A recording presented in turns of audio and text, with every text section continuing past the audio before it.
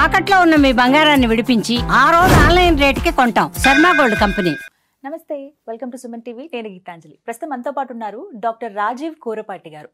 వారు అమెరికాలో వృత్తిరీత్యా డాక్టర్ అండి. 25 సంవత్సరాలుగా ఈ సర్వీస్ కొనసాగిస్తున్నారు. మరోవైపు ఆయనకి స్పిరిచువాలిటీ అంటే చాలా మక్కువ. ప్రత్యేకించి భగవద్గీత పైన ఎంతో మక్కువతోటి ట్రాన్స్లేషన్ అనేది చేశారు. కానీ ఇప్పటివరకు మనం చాలా సార్లు విన్నాము, చాలా చదువుకున్నాము, ఎన్నో గీతలు కూడా ఉన్నాయి మనకి. కానీ అందులో మరీ ముఖ్యంగా భగవద్గీతని ఇంగ్లీష్లో అందరికీ అర్థమయ్యే విధంగా ట్రాన్స్లేట్ చేశారు. అసలు భగవద్గీత సారం ఏంటి, ఎవరెవరు పఠించవచ్చు, ఎలా పఠించాలి, భగవద్గీతనే మన వే ఆఫ్ లైఫ్ అని చెబుతూ ఉంటారు, ఏం నేర్చుకోవచ్చు, ఇవన్నీ కూడా వారు చాలా వివరణాత్మకంగా వివరిస్తూ ఉన్నారనమాట. తెలుసుకుందాం వాటన్నిటి గురించి. అమెరికా నుంచి వచ్చారు, ఇండియా రాగానే మేము ఒకసారి ఒక ఫోన్ చేయగానే తప్పకుండా వస్తాను, వీటి గురించి వివరిస్తానని చెప్పారు. చాలా సంతోషం. మరి ఆలస్యం చేయకుండా భగవద్గీత గురించి రాజీవ్ గారి మాటల్లో విని తెలుసుకుందాం. డాక్టర్ గారు నమస్తే అండి. నమస్తే అండి. నార్మల్గా డాక్టర్ గారు అనగానే హెల్త్ విషయాలు మాట్లాడతాము, బట్ ఇప్పుడు స్పిరిచువల్ హెల్త్ గురించి మాట్లాడుకుందాము. సో హ్యాపీ సార్ మిమ్మల్ని కలవటము. ప్రత్యేకించి 25 years అవుతుంది సార్? అవును, 25 years అవుతుంది. మొదట నాకు కూడా చాలా ఆనందంగా ఉంది మీతోటి కాసేపు సంభాషణ చేయడం, మీ ప్రేక్షకులకి దగ్గర అవ్వడం చాలా హ్యాపీగా ఉంది. ఫస్ట్ మీ తెలుగు చాలా అద్భుతంగా ఉందండి, చాలా బాగా మాట్లాడుతున్నారు చక్కగా, ఎక్కడ ఉచ్చారణ దోషాలు కూడా లేవు. ప్రత్యేకించి ఈ స్పిరిచువల్ వే జర్నీ అనేది ఎలా ఉందండి ఇప్పుడు మీకు? సో నేను వృత్తిరీత్యా డాక్టర్ని కదా, అక్కడ అమెరికాలోనే 24 ఏళ్ళుగా అక్కడే ఉంటున్నాను. గత 20 ఏళ్ళుగా డాక్టర్గా పనిచేస్తున్నాను హాస్పిటల్లో. సో ఈ స్పిరిచువల్ వే అంటే ప్రతి మనిషికి కొన్ని ప్రశ్నలు ఉంటాయి కదా, ఇది ఏమిటిది, ఈ ప్రపంచం ఏమిటి, ఎందుకు కష్ట సుఖాలు ఎందుకు వస్తాయి, ఇవన్నీ ఉంటాయి, చిన్నప్పుడు ఉంటాయి చాలామంది ప్రశ్నలు. అవి యూజువల్గా మనం పెద్ద అయ్యే కొద్దీ చిన్నగా పోతాయి, దాన్ని అడగడం మానేస్తాం. కానీ నాకు మటుకు ఆ క్యూరియాసిటీ అలా ఉండింది. సో ఆ క్యూరియాసిటీకి అక్కడ ఇక్కడ మనం యూజువల్గా ఎక్కడంటే ఫిలాసఫీస్లో అట్లా ఎదుగుతూ ఉంటాం, గ్రీక్ ఫిలాసఫీ, తర్వాత ఇండియన్ ఫిలాసఫీ, అట్లాంటివన్నీ చూస్తూ ఉంటాం. సో అట్లా మొదలైంది. తర్వాత సంస్కృతం కొంచెం చదువుకోవడం, సంస్కృతంలో ఎంఏ చేయడం. సంస్కృతంలో ఎంఏ అంటాం కదా మనం, భారతదేశంలో నేనున్నా లేకపోయినా భారతదేశం నాలో ఉంది అని. సో ఆ విధంగా శ్రీరాముడు కూడా జన్మభూమిని, జన్మనిచ్చిన తల్లిని మర్చిపోకూడదని చెప్తాడు కదా. లక్ష్మణుడు అడిగినప్పుడు లక్ష్మణుడు అడుగుతాడనమాట రాముణ్ణి, అంతా గెలిచేసిన తర్వాత ఆ లంక మందైపోయింది కదా, ఇక్కడ లంక యాక్చువల్లీ చాలా బెటర్గా ఉంది, అంత స్వర్ణమయి లంక కదా ఇది, ఇక్కడే ఉందాం అన్నయ్య అంటాడనమాట. అప్పుడు రాముడు ఏమంటాడంటే, అపిచ స్వర్ణమయీ లంక నమే లక్ష్మణ రోచతే జననీ జన్మభూమిశ్చ స్వర్గాదపి గరీయసి. రాముడు వారు అన్నది చాలా మందికి సినిమాలో పాటలాగా ఉంటుంది మనకి, అది రామాయణంలో రాముడు లక్ష్మణుడికి చెప్పింది. జననీ జన్మభూమిశ్చ పి స్వర్ణమయీ లంక నాకు ఉద్దయ అపి నమే లక్ష్మణ రోచతే, నాకు రుచించదు. ఎందుకంటే జననీ జన్మభూమిశ్చ, జనని అంటే కన్నతల్లి, జన్మభూమి స్వర్గం కంటే గొప్పది, నువ్వు ఎన్ని ఇచ్చినా నేను అక్కడికే వెళ్తా చివరికి. అట్లాగా మనకు కూడా ఇండియాలో పెరిగిన వాళ్ళకి అలానే అనిపిస్తుంది. ఎక్కడ ప్రపంచంలో ఎక్కడ తిరిగినా మన లోపల ఎప్పుడు ఆ భారతీయత, ఇండియన్నెస్ అది అట్లానే కంటిన్యూ ఉంటుంది కూడా. అదే ఎన్నో అంశాల పట్ల సమగ్ర అవగాహన ఉంది మీకు, దాన్ని పుస్తక రూపంలో ఎన్నో ప్రచురిస్తూ ఉన్నారు. అందులో భాగంగా దక్షిణామూర్తి వారి శ్లోకం గురించి తెలుసుకోవాలనుకుంటున్నామండి. అంటే ఈ మధ్య కాలంలో చాలామందికి, అంటే ఇప్పటి జనరేషన్ వాళ్ళకి తెలుస్తుంది అనడంలో అది అతిశక్తి కాదు, సంతోషం అనిపించింది వినగానే. మీకు అంటే మేబీ వినుంటారు, దేవుళ్ళు అనగానే విష్ణువు, శివుడు, అమ్మవారు ఇలా వరకే ఉండిపోతారు. బట్ ఇంకా ఎన్ని రూపాల్లో వారు వ్యక్తం అయ్యారో, ఎన్ని రూపాలుగా మనకు కనిపిస్తున్నారు అనేది కూడా ముఖ్యమైన విషయమే. అందులో మేధా గురు దక్షిణామూర్తి స్వామి వారి గురించి ఇంకా చాలా విషయాలు తెలుసుకోవాలనుకుంటున్నాం మీ నుంచి. అసలు వారి అవతార విశిష్టత ఏంటి, గురు దక్షిణామూర్తి వారు అంటే అసలు ఎవరు, వారి గురించి వివరించారు. సో దక్షిణామూర్తి ఆర్ మేధా దక్షిణామూర్తి అంటారు. మేధ అంటే మేధస్సు, మేధస్సు అంటే మనలో ఉన్న అజ్ఞానాన్ని తొలగించడానికి, మన మేధస్సుని క్లియర్ చేయడానికి అంటారు కదా. అజ్ఞాన తిమిరాంధస్య జ్ఞానాంజన శలాకయ చక్షురు ఉన్మీలితం ఏన తస్మై శ్రీ గురవే నమః. గురువు ఏం చేస్తాడంటే మనకి అజ్ఞాన తిమిరాంధస్య, మనలో ఉన్న అజ్ఞానం అనే అంధకారాన్ని మనకు ఒక అంజనం వేసి కళ్ళు తెరిపించి మనకి చూపిస్తాడట. అజ్ఞాన తిమిరాంధస్య జ్ఞానాంజన శలాక, జ్ఞానమనే అంజనంతో అలా కళ్ళు తెరిపించే ఒకానొక తత్వము రూపమైతే దక్షిణామూర్తి అవుతుంది. సో దక్షిణామూర్తిని చాలామంది గురువుగా భావిస్తారు. అందులో ఒక గురు స్వరూపము దక్షిణామూర్తి. ఆది గురువు అంటే వారే అని చెప్తారు. ఆది గురు అంటే శివుడి రూపము దక్షిణామూర్తి అని చెప్తారన్నమాట. ఒకానొక రూపము తత్వం యాక్చువల్లీ ఒక రూపంగా తీసుకుంటే ఆ తత్వాన్నే ఒక రూపంగా మనం తీసుకుంటే దక్షిణామూర్తి అవుతుంది. దానికి మూల రూపము శివుడు అనమాట. శివుడు అంటే ఏంటి? మంగళకరుడని కదా, అది కూడా తత్వమే. ఆకారాన్ని కాసేపు పక్కన పెట్టేస్తే మనకి ఆ తత్వంలో ఒకానొక అంశ ఆర్ ఒకానొక రూపంగా తీసుకుంటే దక్షిణామూర్తి అవుతుంది. ఆయనని గురు స్వరూపంగా చూస్తారు. ఆయన ఏం చేస్తుంటాడు? ఆయన చెట్టు కింద కూర్చొని ఆయనకంటే ఈయన చిన్న ఆయన, ఈయనకంటే పెద్దవాళ్ళ అయిన ఋషులకి ఇది బోధ చేస్తూ వాళ్ళకున్న డౌట్స్ క్లారిఫై చేస్తూ, అందుకే మేధా దక్షిణామూర్తి. ఆ మేధస్సులో ఉన్న డౌట్స్ అన్ని క్లారిఫై చేస్తూ చేస్తాడు కాబట్టి ఆయనకి మేధా దక్షిణామూర్తి అని వచ్చిందనమాట. ఇది మనం చూస్తే వేదాల్లో ఉపనిషత్తుల్లో ఎక్కడ ఉండదు దక్షిణామూర్తి అని. కానీ ఇది శైవ ఆగమాల్లో శివుడి రూపం కదా ఇది. శైవ ఆగమాల్లో వాళ్ళు దక్షిణామూర్తిని శివుడి రూపంగా తలుస్తారనమాట. దానికి దక్షిణామూర్తి స్తోత్రము అని చెప్పేసి మన ఆదిశంకరాచార్యులు ఒక స్తోత్రంగా, ఆయన చాలా స్తోత్రాలు రాశారు కదా, ఆయనకి కొన్ని స్తోత్రాలు ఆయన రాశారు, కొన్ని ఆయనకి ఆపాదిస్తారు, అలా ఉంటాయి స్తోత్రాలు. ఆయన రాసిన ఒకానొక స్తోత్రం దక్షిణామూర్తి స్తోత్రం. సో అది చాలా చిన్న శ్లోకం, స్తోత్రం యాక్చువల్లీ. అది స్తోత్రము అంటే స్తుతించేది స్తోత్రం కదా. స్తుతి అంటే ఏంది? ప్రైజ్ చేయడం. అంటే ఇప్పుడు మన బాస్ నుంచి మనకి ఏదైనా కావాలంటే బాసును స్తుతిస్తాను, అంత గొప్పవాడివి నువ్వు, అసలు నేను ఇంద్రుడివి చంద్రుడివి అంటాం కదా.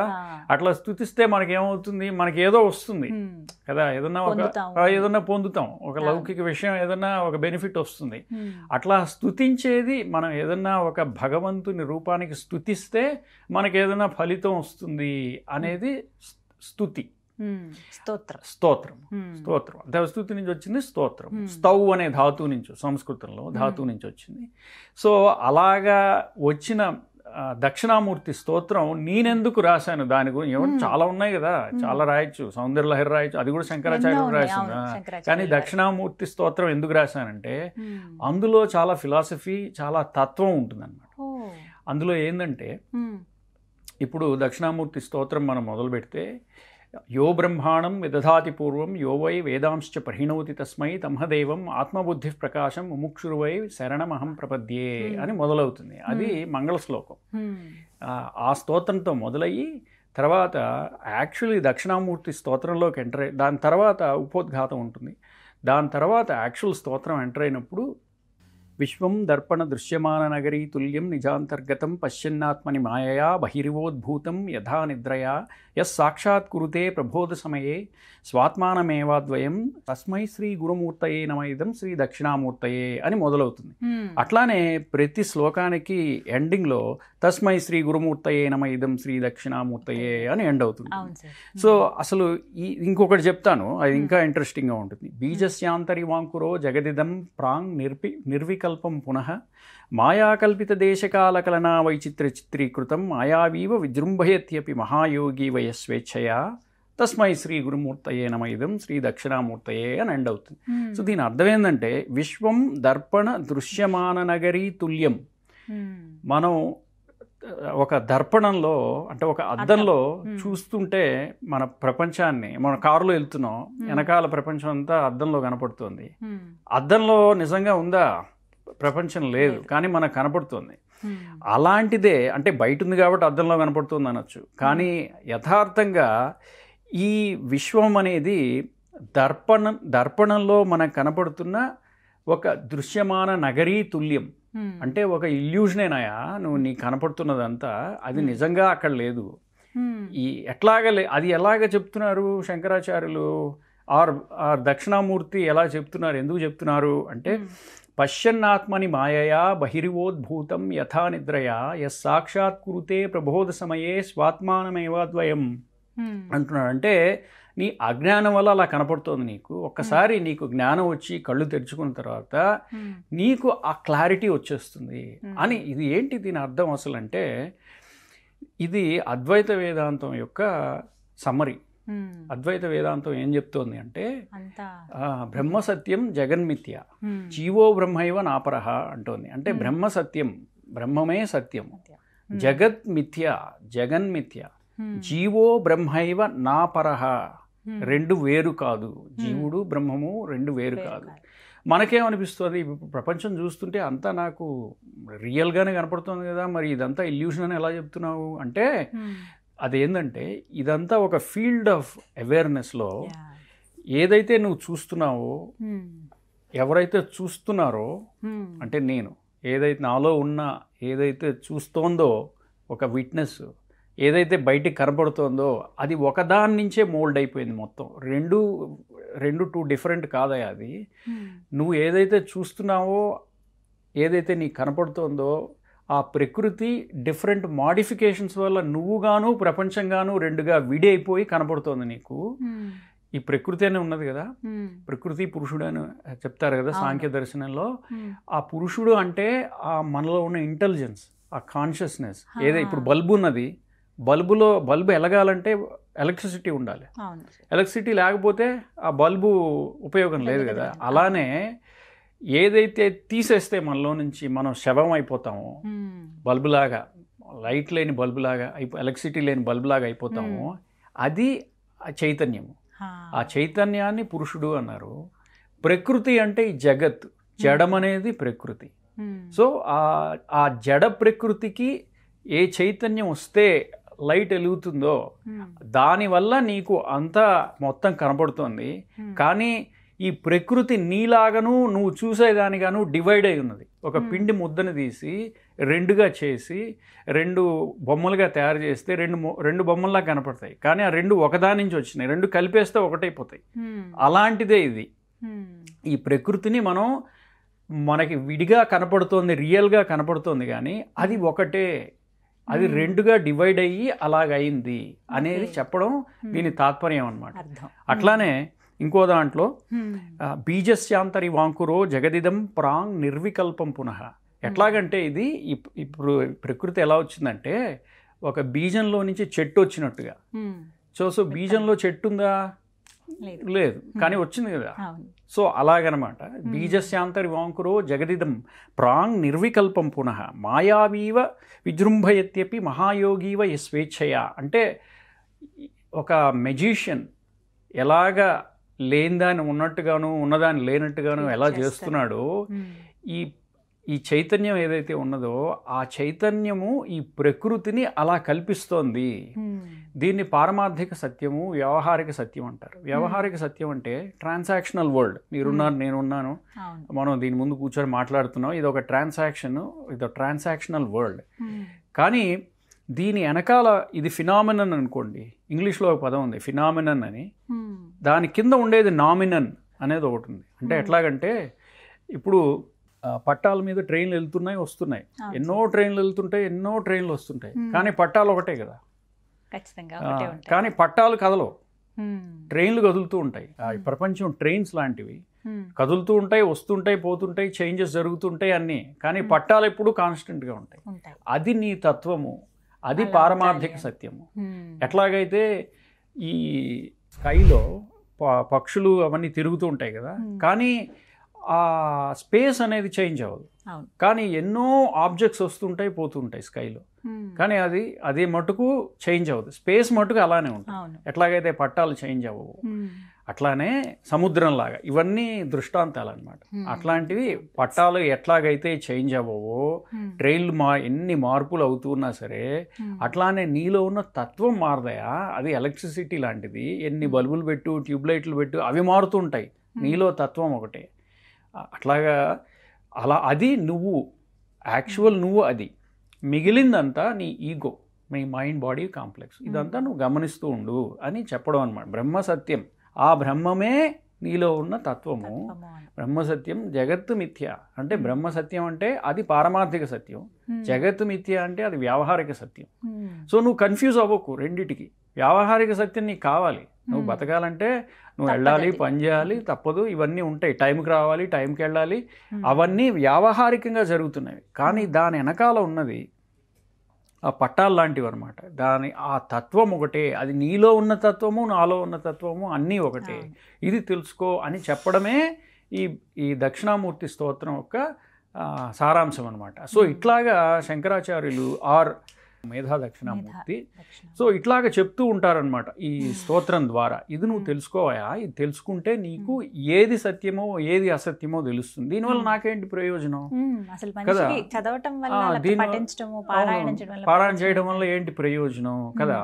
సో ఇవన్నీ సముద్రంలో నీ జీవితంలో జరుగుతున్న ఈ పరిణామాలన్నీ ఏవైతే నువ్వు సీరియస్గా తీసుకుంటున్నావో అవి వేవ్స్ లాగా వస్తుంటాయి పోతుంటాయి. కానీ సముద్రం అనేది ఒకటే కదా, ఒకటే వాటర్ కదా. అలానే నీలో వస్తున్న ఈ మైండ్ బాడీ కాంప్లెక్స్లో వస్తున్న మార్పులన్నీ don't take them seriously, because అవి మార్పు చెందే లక్షణం వాటికి ఉంటుంది. నువ్వు ఎంత చేయొద్దన్నా అవి మార్పు చెందుతూ ఉంటాయి. ఊరికనే కూర్చోండి, మీకు బుర్ర పనిచేయదు, ఏదోటి చెయ్యాలి కదా, ఏదోటి చేయాల్సిందే. సో ఏదోటి చేస్తే దాని రిజల్ట్ వస్తుంది, you have to deal with. మనం దాన్ని హ్యాండిల్ చేయాలి.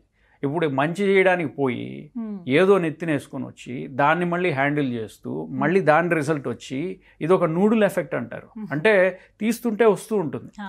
మీరు ఏమీ చేయకుండా కూర్చున్న ప్రాబ్లమే, ఏదన్నా చేసినా సరే దాని రిజల్ట్ రాకుండా ఉండదు. గ్యారంటీ ఏదో ఒక రిజల్ట్ గుడ్ ఆర్ బ్యాడ్ వస్తుంది కదా. ఆ రిజల్ట్ని మీరు హ్యాండిల్ చేయాలి. ఫర్ ఎగ్జాంపుల్, నేను హ్యాపీగా ఉండడానికి పెళ్లి చేసుకొని సంసారంలో ఉంటే నాకు హ్యాపీనెస్ ఉంటుంది అని చెప్పారు, దిగాను. ఇక దిగిన వాళ్ళకి అర్థమవుతుంది అందులో ఉండే లోటుపాట్లు అదని. దానికోసం ఇంకోటి ఏదో చేస్తాం, ఇల్లు కొనుక్కోవాలి, ఇల్లు కట్టాలి, ఈఎంఐ పెట్టి ఇల్లు కొన్నాం, ఈఎంఐ కట్టాలి. సో ఒకదాని నుంచి ఇంకొకటి ఎందుకు, ఫైనల్లీ హ్యాపీనెస్ కోసమే. కానీ ఆ హ్యాపీనెస్ అనేది అనే కాన్సెప్ట్ మనం అది ఇందులో ఇరుక్కుపోయి కనపడకుండా పోయి సో మిగిలినవన్నీ లేయర్స్గా మన బంధాల్లో మనం కూరుకుపోయి ఉంటాము. ఇవన్నీ ఒక స్టేజెస్ ఆఫ్ లైఫ్, అంతేగాని ఇవన్నీ ప్రతి వాళ్ళకి వస్తుంటాయి. కానీ ఇదంతా వచ్చేది పోయేది, ఇది నువ్వు కాదు, నీ తత్వం కాదు. ఇది ఒక్కసారి నువ్వు గుర్తు తెచ్చుకో. ఇది నువ్వు గుర్తు తెచ్చుకుంటే నీలో ఉంది, నువ్వేమి కొత్తగా తెచ్చి పెట్టుకోకర్లా. ఆ పైన ఉన్న పొరలన్నీ పక్కకి చేసేసి చూస్తే ఆ ఆనందము అంటాం కదా, ఆ ఆనందం నీలోనే ఉంది. అది నువ్వు తెలుసుకుంటే నువ్వు వేరే వాటి మీద ఆనందం కోసం డిపెండ్ అవ్వవు. నీ ఇన్హరెంట్ నేచరే ఆనందము, బ్లిస్ అని నువ్వు అర్థం చేసుకుంటావు అనేది దీని తాత్పర్యం అన్నమాట. కానీ మనం ఏం చేస్తామంటే దీనివల్ల నాకేమైనా కోరికలు తీరుతాయా, ఈ పారాయణ. చాలా మంది దక్షిణామూర్తి వారి పారాయణ చేస్తే కోరికలు తీరాలండి, గురువు అనుగ్రహం కావాలి, ఆయన ఆది గురువు కదా, లేకపోతే మా జాతకాల్లో గ్రహాల పరంగా చూసుకున్నా కూడా గురువు అనుకూలంగా లేకపోతే దక్షిణామూర్తి వారికి పూజలు అవి చేస్తూ ఉంటారు. అంటే ఆ రకంగా ఏమైనా ఫలితాన్ని ఆశించవచ్చు అంటారు సార్? సో మనకి ఇప్పుడు మీకు అది చేసినందువల్ల మీకు స్ట్రెంగ్త్ వచ్చి, మెంటల్ స్ట్రెంగ్త్ వచ్చి, స్ట్రెస్ తగ్గి అలాగ అవుతోంది అని మీకు అనిపిస్తే ఫర్ షూర్ చేసుకోవచ్చు అది. కానీ నేను చెప్పాను కదా ఇందులో ఏమున్నదో, అంత మిథ్య. సో జగన్మిథ్య, జీవో బ్రహ్మైవ నాపరః. యాక్చువల్లీ అది తెలుసుకుంటే మీకు అది ఆ తత్వం బోధపడితే మీకు ఈ సఫరింగ్ ఇదంతా ఉండదు అనేది చెప్పడం శంకరాచార్యులు దక్షిణామూర్తి స్తోత్రం యొక్క సారాంశం అన్నమాట, ముఖ్య సారాంశం. అది కాకుండా మాకు అంతగా అర్థం కావట్లేదు, ఈ తత్వం అంతా మాకు బోధపడట్లేదు, అది చాలా ఫిలసాఫికల్గా ఉంది, మాకు ఈ దోషాలు ఏవో ఉన్నాయి, దానికి పరిహారం కావాలని దక్షిణామూర్తి స్తోత్రం చేసుకోమని చెప్పారు. అది చేసుకుంటే తగ్గుతుంది, ఆ దోషం పోతుంది అన్నారు, లేకపోతే గురు బలం పెరుగుతుంది అన్నారంటే ఓయా డెఫినెట్లీ చేసుకోవచ్చు. ఓయా, ఎందుకంటే దానివల్ల మనకి చిత్తశుద్ధి వస్తుంది, కాన్సన్ట్రేషన్ పెరుగుతుంది. ఇది మన ఆదిత్య హృదయం లాగా. ఆదిత్య హృదయ స్తోత్రం కూడా అంతే. పిల్లలతో కూడా పిల్లలతోనే ఎక్కువ చేస్తారు దీన్ని, ఎందుకంటే షార్ప్నెస్, మెంటల్ షార్ప్నెస్, ఎడ్యుకేషన్ అవన్నీ పెరుగుతాయి. ఎందుకంటే ఏదైనా సరే ఎడ్యుకేషన్ సా విద్య యా విముక్తయ్య అన్నట్టుగా విద్య వల్ల మనకి విముక్తి రావాలి, బంధం రాకూడదు. ఇప్పుడు ఒక మ్యాథమెటిక్స్లో ఒక ప్రాబ్లం ఉందంటే ఆ ప్రాబ్లం